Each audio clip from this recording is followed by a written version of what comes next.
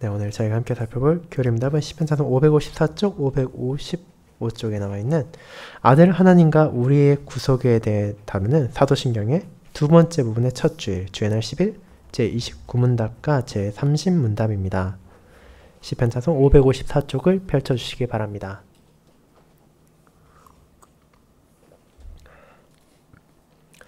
네, 교리문답 주의 날 11을 교독하도록 하겠습니다. 하이델베르크 교리문답 주의 날 10일 제29문 왜 하나님의 아들이 예수, 곧 구주라고 불립니까?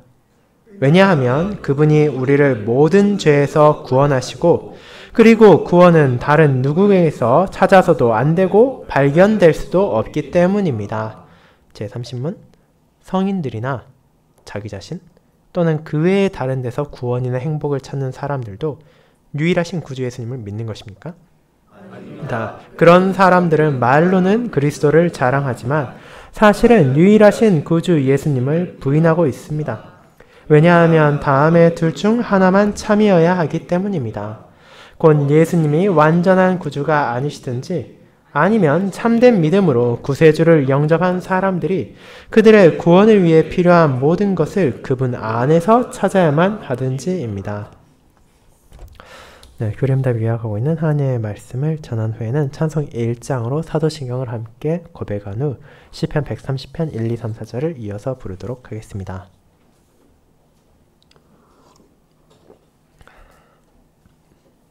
사랑하는 주 예수 그리스도 안에 있는 형제자매님들, 오늘날 사람들은 과거에 비해 이름에 큰 의미를 부여하지 않는 것처럼 느껴질 때가 있습니다. 자신의 아들이나 딸에게 장난스러운 이름을 붙이는 사람이 있을 뿐더러 자신의 이름이라 하더라도 마음에 들지 않으면 이제는 그것을 언제든지 바꿀 수도 있습니다. 그렇게 이름 그 자체가 많은 의미를 가졌다 생각하는 사람은 점점 줄어들고 있을 것입니다. 하지만 성경에 나오는 이름들은 조금 다릅니다. 그 시기에 이름을 바꾸는 일은 거의 일어나지 않았으며 그렇게 부모들은 자녀의 이름을 최대한 신중하게 지으려 노력했습니다. 그들은 자신의 아들이나 딸들이 그 이름에 합당한 삶을 살기를 바랬으며 좋은 이름, 아름다운 이름을 붙이기 위해 노력했습니다. 그런데 그와 같은 부모의 마음을 넘어 하나님께서 직접 주신 이름도 성경에는 종종 나타납니다. 그 이름들은 그 사람이 어떤 의미를 가지고 있는지, 어떤 역할을 하게 되는지도 보여주었습니다. 대표적 사례로 아브라함이 아브라함이란 이름을 받을 때, 야곱이 이스라엘이 되었을 때 하나님께서는 그 안에서 그들이 그저 한 사람으로서 받았던 이름을 넘어 그들에게 주어진 구속사적 역할을 보여주셨습니다. 그렇게 우리는 성경에 나온 이름들을 결코 가볍게 생각해서는 안 되며 특별히 그것을 하나님께서 직접 주신 것이라면 그 의미가 무엇인지를 더욱더 신중하게 생각해야 할 필요가 있습니다.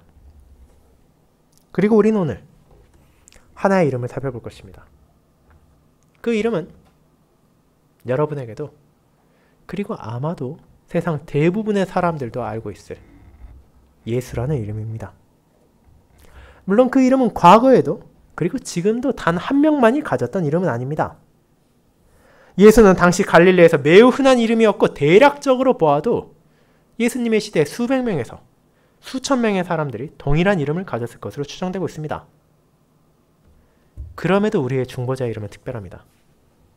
그 이유는 그분의 이름은 요셉이나 마리아가 한 명의 부모로서 한 아이의 아버지와 어머니로서 지으신 것이 아니라 바로 하나님께서 직접 지으셨고 심지어 그 의미를 밝히셨으며 그 이름을 자신의 독생자에 주셨기 때문입니다.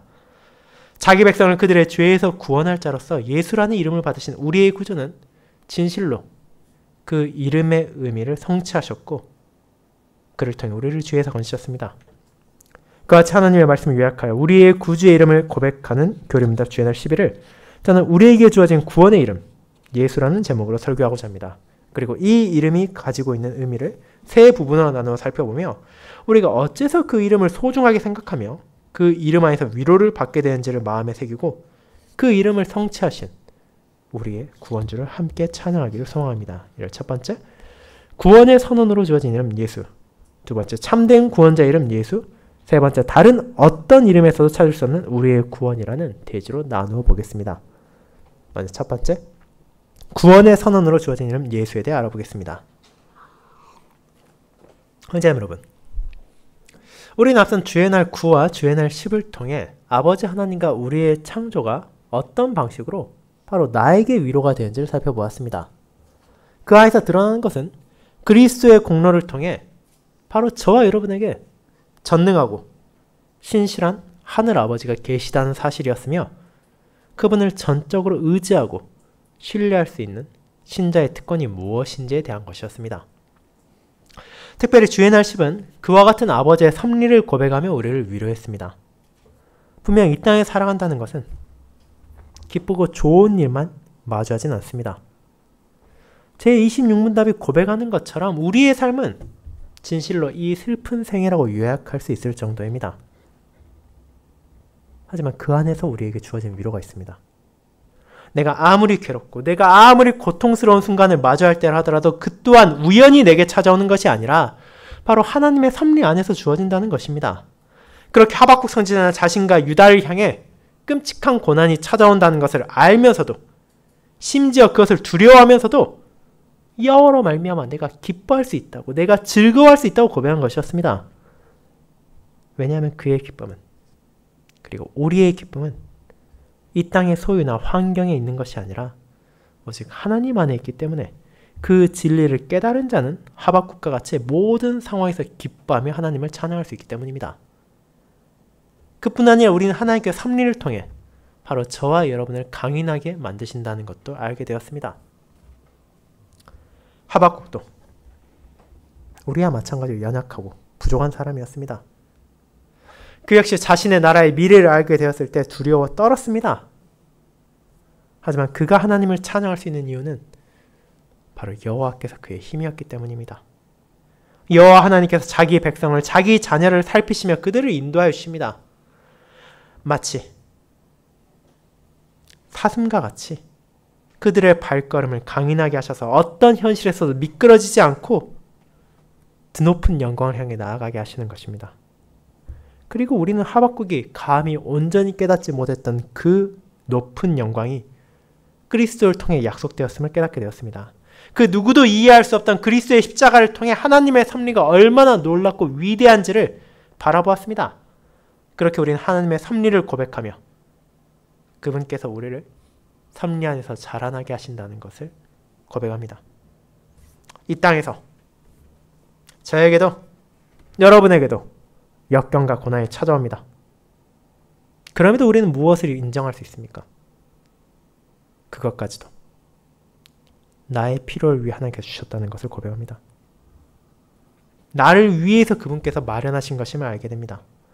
어떤 고통도 어떤 슬픔도 나를 향한 아버지의 사랑에서 우리를 떼어놓을 수 없습니다. 그분의 인도에서 우리를 끊어놓을 수도 없습니다. 비록 우리가 그 모든 순간순간을 다 이해하지는 못할지언정 하나님께서 자신의 뜻 안에서 내게 필요한 길을 정하시고 나의 발걸음을 인도하신다는 섭리를 고백함으로써 우리는 하늘 아버지를 향한 신뢰에서 자라가게 됩니다. 그렇게 우리는 그와 같은 섭리를 고백함으로 하나님의 아버지와 같은 손길에서 내게 찾아오는 모든 것에 감사하고 인내하며 굳건한 확신을 가질 수 있게 됨을 함께 고백한 것이었습니다. 그렇게 아버지 하나님과 우리의 창조에 대한 고백을 마친 우리는 사도신경의 두 번째 부분, 아들 하나님과 우리의 구속을 향해 나아가게 됩니다. 우리는 아들 하나님이 어떤 분이신지 잘 알고 있습니다. 그분은 예수 그리스도, 우리의 유일한 구원주이시자 중보자이신 분이십니다. 그런 그분께서 나의 구속을 위해 어떤 사역을 하셨는지에 대해 사도신경이 하나님의 말씀을 요약하여 고백하는 것이 바로 이 주의 날 10일부터 시작되는 1년의 주일들입니다. 그리고 이는 그분의 이름부터 먼저 다룹니다. 물론 이 점에 있어서 어떤 사람들은 의문을 가질 수 있습니다. 그분을 바라보는 것 좋고 우리의 중보자의 사이에 대해 아는 것은 좋지만 굳이 이름을 다룰 필요가 있냐고 말입니다. 왜냐하면 우리는 세상에 수많은 사람들이 가진 이름이 그들의 삶에 있어서는 정작 큰 역할을 하지 않는다는 것을 너무나 잘 알고 있기 때문입니다. 하지만 서론에서 말씀드린 것처럼 성경에는 그와 같은 일반적인 이름과 다른 아주 중요한 이름들이 있습니다. 그저 한 사람을 부르기 위한 용도가 아니라 그 사람이 하나님의 뜻 안에서 어떤 존재인지 어떤 역할을 받았는지를 보여주기 위해 주어진 경우가 있기 때문이며 특별히 하나님께서 그 이름을 주셨을 때는 더욱 그러합니다. 아브라함에게 아브라함의 이름을 주신 것, 야곱에게 이스라엘의 이름을 주신 것, 시몬에게 베드로의 이름을 주신 것도 그들의 삶, 그들의 사명과 떼어놓을 수 없는 연관이 있습니다. 그리고 우리는 예수님의 이름 역시 그러하다는 것을 깨닫게 됩니다. 그 이름은 요셉과 마리아가 즉흥적으로 붙인 것이 아닙니다. 이는 주의 사자가 나타나서 전한 이름입니다. 오늘 우리가 읽은 마태복음 1장 21절은 다음과 같이 전합니다. 아들을 낳으리니 이름을 예수라 하라. 이는 그가 자기 백성을 그들의 죄에서 구원할 자이심이라 하니라. 하나님께서는 마리아를 통해 이 땅에 오게 될 아이의 정체성이 무엇인지, 그의 소명이 무엇인지를 분명하게 말하셨습니다. 예수라는 이름은 히브리어로 여호수아 혹은 요시아에서 파생된 것입니다. 그 단어의 이름은 여호와는 구원이시다 혹은 구원자라는 뜻을 가지고 있습니다. 그리고 여러분도 그 이름을 가졌던 구약의 인물들의 행적을 알고 있을 것입니다. 대표적으로 여호수아라는 이름을 가진 이름 가운데 가장 유명한 사람은 여러분도 잘 아는 모세의 후계자로서 모세가 죽은 이후 하나님의 백성을 약속의 땅 가나안으로 인도한 사람입니다. 그리고 요시아라는 이름을 가진 사람 중에 가장 잘 알려진 사람은 유다의 왕으로서 그 백성들을 하나님께로 인도했던 신실하고 선한 왕이었습니다. 그들은 그 이름에 걸맞는 삶을 통해서 후에 오실 메시아, 자신들과 동일한 예수라는 이름을 가지게 될 구원자를 가리키는 그림자로서의 역할을 했습니다. 그렇게 예수께서 이 땅에 왔습니다. 구원자가 온 것입니다. 그런데 여기에 한 가지 우리가 더 주목해야 될 부분이 있습니다. 그것은 바로 무엇으로부터 자기 백성을 구원하러 오셨는지입니다. 하나님이 이 점도 분명히 말하십니다. 자기의 백성을 죄에서 구원할 자라고 말입니다. 그런데 그분께서 이 땅에 오셨을 때의 배경은 어떻습니까? 그 시기 이스라엘은 복잡한 상황에 놓여 있었습니다. 그들은 로마 제국의 통치를 받고 있었으며 나름의 종교적 자유는 가지고 있었지만 정치적으로 굴욕적인 시기를 보내고 있었습니다. 그들 중 많은 이들은 하루라도 빨리 구약에서 약속된 메시아가 찾아와서 저 로마를 물리치고 자신들을 독립시키며 우리에게 다윗과 솔로몬의 영광을 되찾아주기를 바라고 있었습니다. 그들은 메시아가 그런 정치적인 혹은 군사적인 역할을 할 것이라고 기대했던 것입니다. 그런데 하나님께서는 그들의 바람을 이루기 위해 독생자를 보내지 않으셨습니다. 그분께서는 그 모든 비참의 근본적 원인인 죄로부터 자기 백성을 구원하기 위해 그 아들을 보내신 것입니다. 그리고 이것은 우리에게도 아주 중요한 의미가 있습니다. 우리 역시도 때때로 내게 정말로 필요한 것이 무엇인지를 바르게 바라보지 못하곤 합니다. 우리는 당장 눈앞에 놓여있는 어려움을 해결하는 것이 가장 중요하다 생각할 때가 있습니다. 그렇지 않더라도 물질적으로 풍요를 누리거나 혹은 사회적으로 정치적으로 안정을 찾게 되면 우리가 평안히 살 수 있을 것이라 생각하기도 합니다. 물론 그 모든 것들이 아무런 의미가 없는 것은 아니지만 아무리 그런 문제들이 해소된다 하더라도 우리에게 죄의 문제가 남아있다면 그것은 결국 본질적인 해결이 될 수 없습니다. 그렇게 하나님께서는 자신의 백성을 위해 그 아들을 보내셨습니다.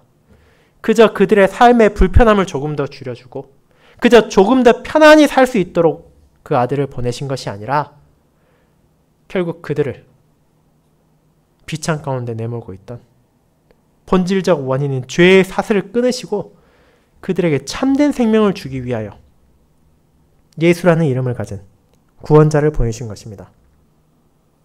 그리고 그렇게 죄로부터 구원받는다는 것은 하나님과의 관계에 있어서도 아주 중요합니다. 본질적으로 죄란 무엇입니까? 하나님의 뜻을 거스르는 것입니다. 하나님의 뜻이 아닌 다른 무언가를 앞세우는 것입니다. 결국 그를 통해 하나님의 진노를 사는 잘못입니다. 이 죄의 문제가 해결되지 않고서는 우리는 하나님의 공의로운 형벌을 피할 수 없을 뿐 아니라 그분의 은총을 다시 받을 수 없다는 것을 우리는 앞선 교리응답대에서 이미 고백한 바가 있습니다. 그렇게 하나님께서는 예수를 통해 우리의 이 문제를 해결해 주셨습니다. 자기 백성을 기억하심으로 그들이 그분께 나올 수 있도록 죄로부터 그들을 구원할 예수를 보내주신 것입니다. 그리고 이 이름을 바로 하나님께서 주셨기에 의미가 있습니다. 서로에서 말씀드렸던 것처럼 당시 유대인들 중에 수많이들이 동일한 이름을 가졌습니다. 그들 역시 여호수아, 요시아와 같이 자신의 아들들이 선하고 훌륭한 삶을 살기를 바라며 그 이름을 지어줬을 것입니다. 하지만 수백 명의, 수천 명의 예수가 그 죄를 해결하지 못했습니다. 그러나 단 한 명, 하나님께서 그가 자기 백성을 그들의 죄에서 구원할 자라고 이름을 주신 그분의 독생자 예수께서는 그 사명을 자신의 삶을 통해 수행하셨고 성취하셨습니다. 이를 통해 하나님께서는 구약시대 언약 백성들을 주셨던 약속을 성취하신 것입니다. 그들에게 구원자를 보내셨습니다. 그들을 압제했던 애국과 비할 수도 없을 정도로 강력하고 우리의 본질적인 문제였던 죄로부터 자기의 백성을 구원하신 것입니다. 그렇게 예수라는 이름을 이 땅에 보내심은 하나님의 신실하심을 우리에게 보여줍니다. 사랑하는 자녀 여러분, 그렇게 우리는 예수라는 이름을 가진 구원자를 고백합니다. 그가 자기 백성을, 저와 여러분을 죄로부터 구원하기 위해 오셨다는 것을 고백합니다. 우리는 종종 이 이름을 입에 담습니다. 우리가 기도를 마칠 때마다 그분의 이름을 부르고 우리의 신앙을 고백할 때 그 이름을 언급할 때도 있습니다. 하지만 우리는 종종 그 안에 담겨있는 깊은 의미가 무엇인지를 망각할 때가 있습니다. 그 이름을 부를 때마다 우리는 여호와는 나의 구원이시다라는 것을 고백하는 것입니다. 오직 그분만이 나를 죄에서 건질 수 있다는 것을, 그리고 그분이 실제로 그렇게 하셨다는 것을 마음에 새게 합니다. 나의 삶에서 어떤 일이 찾아온다 하더라도, 나의 연약함과 나의 부족함이 어떤 고통으로 다가온다 하더라도 우리가 예수의 이름을 부를 때 우리는 나의 구원자가 있다고 고백하는 것이기 때문입니다.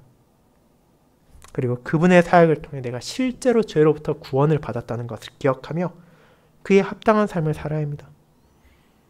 내가 더 이상 죄의 노예가 아니기에, 더 이상 사막의 족쇄에 매여있지 않기에 우리는 그분께서 내게 주신 자유 안에서 기꺼이 감사히 하나님을 찬양하며 그분께 영광을 돌려 하는 것입니다. 그렇기 때문에 이 이름은 우리에게 위로입니다. 하나님께서 독생자에게 그 이름을 주셨고 아들 하나님께서 그 이름에 합당한 사역을 하셨으며 내게 크신 은혜를 베푸셨기 때문입니다. 그 이름을 붙들고 그 이름을 고백하며 그 이름에 담긴 복음을 증거함으로 우리는 무엇을 고백합니까? 이 슬픈 세상 가운데 나의 구원자가 있음을 고백합니다. 이 죄와 비참에서 나를 건지신 분이 있다는 것을 고백합니다. 결국 예수라는 이름은 단순히 한 명의 이름이 아니라 하나님께서 우리에게 주신 구원의 약속이며 그분께서 이를 성취하셨다는 증거입니다. 그렇게 저와 여러분은 그 이름을 부르며 나를 죄에서 건지신, 나를 구속하신 하나님의 은혜 가운데 위로와 기쁨을 증거한 자로 살아가야 하는 것입니다. 이것이 두 번째 참된 구원자 이름 예수로 이어집니다. 성도 여러분, 그런데 여기에서 우리가 생각해야 할 표현이 있습니다. 그것은 앞선 부분과 연결되어 있습니다. 대체 구원이 무엇인지에 대한 것입니다. 여러분이 지금 아무 문제도 없이 현 상황에 만족하며 살고 있는데 누군가 와서 갑자기 전혀 딴판인 환경으로 이동시킨다면 누가 그것을 달갑게 여기겠습니까? 누구도 그것을 구원이라 말하지 않을 것입니다. 구원이란 내가 마주한 상황이 절박하고 힘들며 고통스러울 때 그리고 내 힘으로 그것을 벗어날 수 없지만 그 어려움에서 누군가가 나를 건져내서 더 나은 곳으로 옮겨준다는 것을 의미합니다. 그리고 하나님께서 자신의 아들의 이름을 예수라 하시고 자기 백성을 그들의 죄에서 구원할 자라고 하신 것은 합당한 이유가 있습니다. 그것은 바로 우리가 죄에 매여 있다는 것을 의미하고 거기에서 벗어나야 할 필요가 있다는 것을 알려주는 것이기 때문입니다. 죄 안에 묶여있는 것이야말로 우리의 가장 큰 문제이며 이것을 해결하지 않고는 어떤 평강도 어떤 안전도 있을 수 없다는 것을 깨닫게 합니다. 앞선 대지에서 언급한 것처럼 우리에게 가장 시급하고 중요한 문제, 우리가 무엇보다 먼저 건짐을 받아야 하는 영역은 다른 무언가가 아니라 바로 죄입니다. 우리는 자신의 죄에 대한 용서를 받아야 되고 죄의 권세로부터 자유를 찾아야 합니다. 그런데 문제는 어떤 사람도 이것을 스스로 할 수 없다는 것입니다. 그렇게 예수님께서 이 땅에 오셨습니다. 그분께서는 위대한 정치인으로 사회의 갈등을 해결하기 위해 오신 것이 아닙니다. 강력한 군대를 통솔해서 로마를 물리치고 외적을 제압해서 이스라엘을 독립시키기 위해 오신 것도 아닙니다. 그분께서는 우리의 죄를 사하기 위하여 우리가 가진 죄의 값을 구속하기 위하여 오신 것입니다. 그렇게 그분의 사역 역시 그와 같은 예수의 소명을 이루기 위한 것이었습니다. 그분은 언약 백성들이 마주하고 있는 비참한 현실이 무엇인지를 바라보게 하셨습니다. 당시 많은 언약 백성들은 그들의 문제가, 제일 큰 문제가 어쩌면 로마의 약제, 어쩌면 무거운 세금, 어쩌면 다른 민족들과의 갈등 정도로 생각하고 있었습니다. 하지만 예수님은 자기의 백성을 죄로부터 구원할 자로서의 소명을 다하기 위해 그들 앞에서 그들이 죄인이란 것을 알게 하셨고 그 죄의 심각성을 깨닫도록 진리를 선포하셨으며 마침내 골고다 십자가에서 그들을 위하여 십자가에서 자기의 피를 흘리시고 자신의 생명을 내으셨습니다. 그분께서는 자신을 희생제물로 바치심으로 우리에게 임해야 했을 죄에 대한 하늘아버지의 공의로운 심판을 대신해서 감당하신 것입니다. 그와 같은 십자가에서의 죽으심을 통해 우리는 죄의 형벌에서 벗어나게 되었고 죄의 권세에서 자유롭게 되었습니다. 그렇습니다. 그것이 예수께서 우리를 구원하기 위해 사용하신 방식입니다. 그분은 군대를 이끌고 적을 무찌르기 위한 것이 아니라 자기 자신을 내어주심으로 우리를 구원하기 위해 오셨습니다.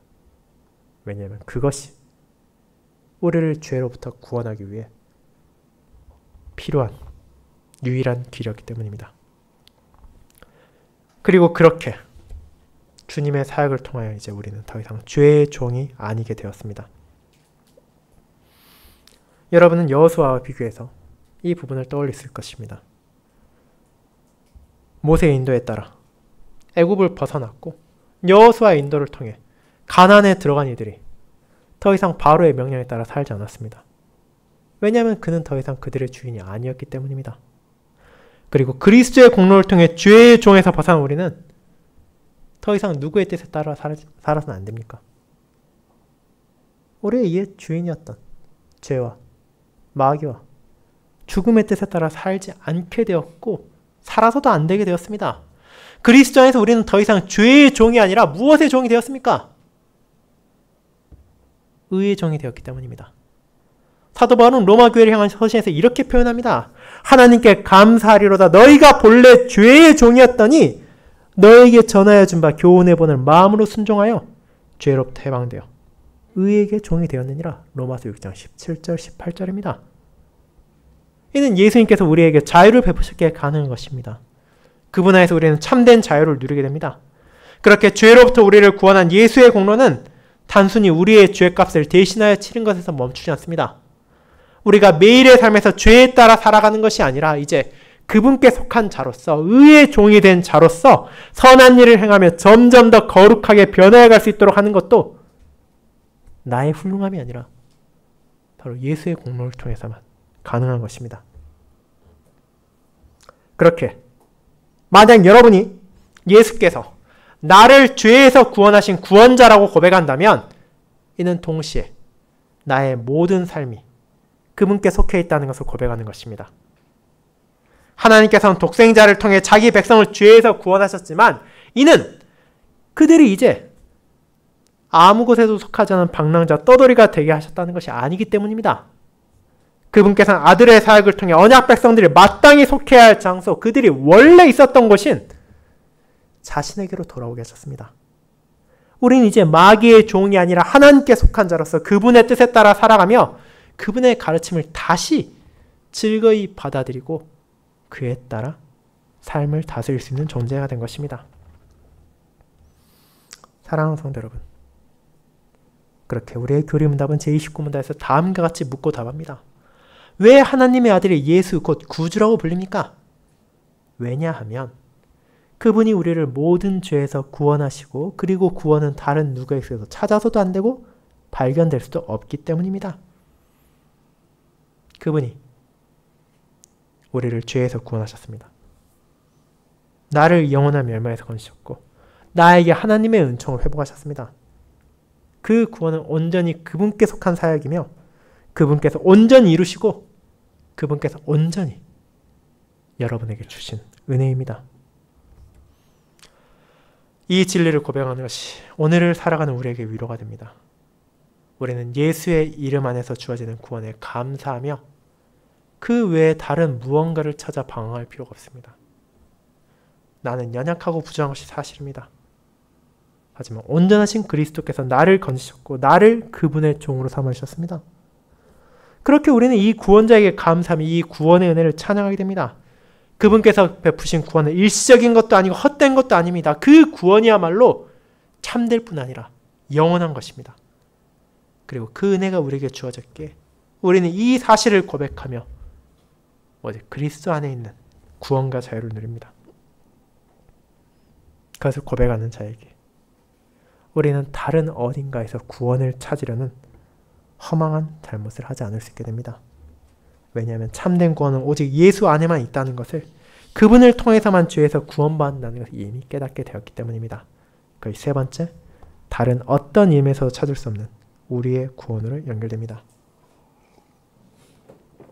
성도 여러분, 그렇게 우리는 예수가 우리를 죄에서 건질 구원자 이름이며 그분께서 자신의 이름이 담고 있는 소명을 성취하심으로써 저와 여러분에게 구원의 은혜가 주어졌다는 것을 고백합니다. 이제 이와 같은 진리를 고백한 우리가 잊기 쉬운 한 가지를 교리문답은 놓치지 않습니다. 그것은 이제 우리가 다른 누군가에서 다른 어딘가에서 구원을 찾으려 해서는 안 된다는 것입니다. 구원은 예수, 구주에게서만 받을 수 있는 것이며 그분만이 베푸시는 것이기에 만약 우리가 그 외에 다른 어딘가에서 다른 누군가에게서 구원을 찾으려 한다면 그것은 예수님을 신뢰하지 못하는 것일 뿐 아니라 결국 어떤 결과도 얻지 못할 시간과 노력의 낭비가 될 뿐입니다. 그렇게 제29문답은 그저 그분이 우리를 모든 죄에서 구원하시기 때문입니다 라고만 답하지 않습니다. 구원은 다른 누구에게서 찾아서도 안 되고 발견될 수도 없기 때문입니다 라는 내용을 추가적으로 덧붙이는 것입니다. 그뿐 아니라 제30문답을 통해서는 그것이 어떤 것인지를 보다 구체적인 사례를 들어서 고백하기까지 합니다. 근데 왜 굳이 그렇게까지 합니까? 그죠? 왜 하나님의 아들이 예수 곧 구주라고 불립니까? 라고 묻고 왜냐하면 그분이 우리를 모든 죄에서 구원하시기 때문입니다 라고만 말하면 되지 않습니까? 그런데 이 뒤에 내용들이 추가된 이유가 있습니다. 왜냐하면 이 세상에서는 예수님만을 의지하고자 하는 성도들을 유혹하는 수많은 거짓된 구원자들이 있기 때문입니다. 자신만 믿으면 나라를 위대하게 만들고 여러분의 삶을 고통에서 건져주겠다고 외치는 정치인들이 역사 가운데 얼마나 많았습니까? 자기만 따르면 아프지도 않고 슬프지도 않은 삶을 살게 될 것이라고 말하는 종교인들은 어떻습니까? 자신들의 연기를 보면 자신들의 음악을 들으면 세상 슬픔과 고통을 잃고 기쁨을 누릴 수 있을 것이라는 연예인들도 허다합니다. 그 모든 이들은 크던 작던 결국 우리의 관심을 우리의 신뢰를 마땅히 있어야 할 자리인 하나님에게서 옮겨서 그들에게로 향하게 하려 합니다. 그와 같이 자신의 구원과 행복을 다른 누군가에서 찾으려는 사람은 언제 어디에나 있었습니다. 하지만 그와 마찬가지로 또 한편에서 많은 이들은 그것을 자신 안에서 찾으려고 하는 사람들도 있습니다. 자기의 노력을 통해, 자신의 지혜를 통해, 자신의 업적과 성취를 통해 구원을 얻으려는 사람들이 있고, 결국 자기 행복은 남이 주는 것이 아니라 내 힘으로만 얻을 수 있다 생각하는 사람들이 있습니다. 그들은 하나님께 나아가 그분만을 온전히 신뢰함으로 얻을 수 있는 구원과 행복을 부인하며 자기 힘으로 그것을 얻어야 되고 또 그것을 얻을 수 있다고 주장하는 것입니다. 그리고 오늘날에도 그런 주장을 하는 사람들은 결코 적지 않습니다. 하지만 그 모든 것들이 얼마나 허망하며 잘못된 것인지 우리는 알고 있습니다. 오늘 오전 설교에서 잠깐 언급했던 사도행전 4장 12절에서 베드로와 사도들은 자신들을 대적하는 관리들과 장로들과 서기관들 그리고 백성들 앞에서 이렇게 선언합니다. 다른 이로서는 구원을 받을 수 없나니 천하 사람 중에 구원을 받을 만한 다른 이름을 우리에게 주신 일이 없음이라 하였더라. 이 말은 무엇입니까? 예수라는 이름 외에는 우리 구원이 없다는 것입니다. 그들은 담대하게 이 진리를 선포했고 자신들의 모든 삶을 통해 그 복음을 전하는 데 힘썼습니다. 그리고 그와 같은 진리를 제30문답은 이렇게 묻고 답합니다. 성인들이나 자기 자신 또는 그 외에 다른 데서 구원이나 행복을 찾는 사람들도 유일하신 구주 예수님을 믿는 것입니까? 아닙니다. 그런 사람들은 말로는 그리스도를 자랑하지만 사실은 유일하신 구주 예수님을 부인하고 있습니다. 왜냐하면 다음의 둘 중 하나만 참여하기 때문입니다. 그건 예수님의 완전한 구주가 아니시든지 아니면 참된 믿음으로 구세주를 영접한 사람들이 그들을 구원을 위해 필요한 모든 것을 그분 안에서만 찾아야만 하든지입니다.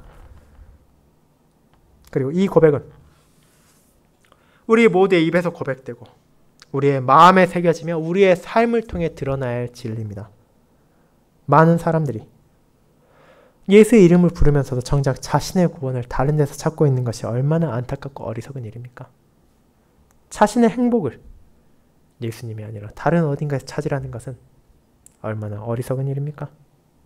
우리는 결코 그런 잘못된 길로 나아가서는 안 됩니다.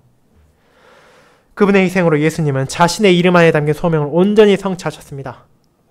그 죽음엔 어떤 부족함도 없기 때문에 우리는 그분 외에 다른 구원자를 찾아서도 안 되며 찾을 필요도 없습니다. 왜냐하면 애초에 그런 이는 존재하지 않기 때문입니다. 예수의 이름을 받은 주님의 완전한 구원이 우리의 과거와 현재와 미래를 구원했습니다. 죄로 인해 받아 마땅한 형벌에서 우리를 건지셨고 죄의 노예로 살아가던 우리를 자유롭게 하셨으며 죄로 인한 멸망이 아니라 온전한 영광을 우리에게 약속하셨습니다. 그렇게 우리는 그분께서 베푸신 구원의 은혜를 확신하며 하루하루를 살아갈 수 있습니다. 사랑하는 여러분, 그와 같이 우리의 구원은 이 예수의 이름을 받은 구원자와 그분의 사역 위에 굳건하게 세워져 있습니다. 그분의 다른 곳에서 우리의 구원을 찾으려 하지 마십시오. 우리의 행복을 찾으려 하지 마십시오. 그분만이 우리의 구원의, 우리의 행복의 유일한 원천이시기 때문입니다. 그렇게 우리는 오직 예수 그리스도 안에서 누리는 구원을 확신하며 그 안에서만 주어진 참되고 영원한 평안을 붙들며 살아가야 합니다. 그렇게 우리는 주의 날 10일을 통해 단 한 분뿐인 구원자의 진리를 고백합니다. 예수님은 그저 한 명의 훌륭한 사람, 저명한 철학자나 정치가가 아니라 하나님께서 자기의 백성을 죄에서 구원하기 위해 보내신 구원자이십니다. 오직 그분의 공로를 통해 우리의 죄가 용서받고 새로운 생명이 시작되면 영원한 소망이 굳건하게 됩니다. 그렇게 우리의 말과 행동으로 그분만이 나의 구원주이심을 고백하며 그분만을 붙드는 믿음으로 살아가도록 합시다.